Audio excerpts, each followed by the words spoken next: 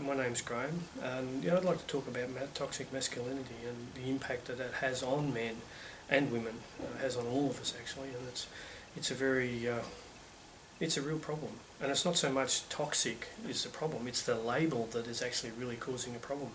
And I think the label actually says more about the people that use it than actual men. And toxic masculinity. I mean, what the hell does that mean? What is it? Is it something that's in our blood or whatever it is? My personal opinion is it's a label that's thrown around by people that really don't understand what the problem is. And the big problem, I believe, is the lack of masculinity, the lack of healthy masculinity. And why are men toxic and not women? Women's behaviour is just as bad. So not as overt as men, but it's covert. And why don't we have toxic femininity? To me, it's a label that's thrown at men that's very, very damaging. And a lot of men are pulling back, pulling out. I've got a personal friend, close personal friend, who was a school teacher, a secondary school teacher. He now works as a prison officer, and he feels much safer working in prison than he did at school. So, what does that say about what we're dealing with as men? It's such a huge problem, and throwing the label toxic around, to me personally, says more about the people that are using it than the actual label.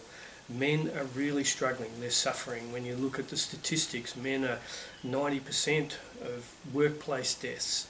Our suicide rate amongst men is 4 or 5 times higher than women. The majority of the prison population are men. When you look at the statistics, there's something happening here that we're really missing.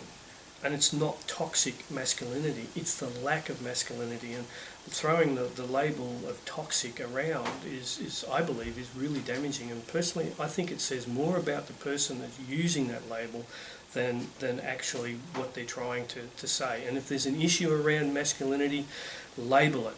The guy is angry, or is stressed out, or there's something, specifically label it.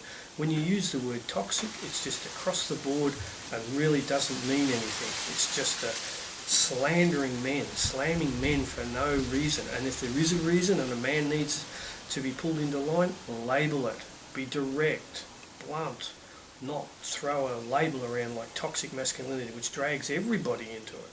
And to me, that's so counterproductive. I think it says more about the person using the label than what it actually is in the words.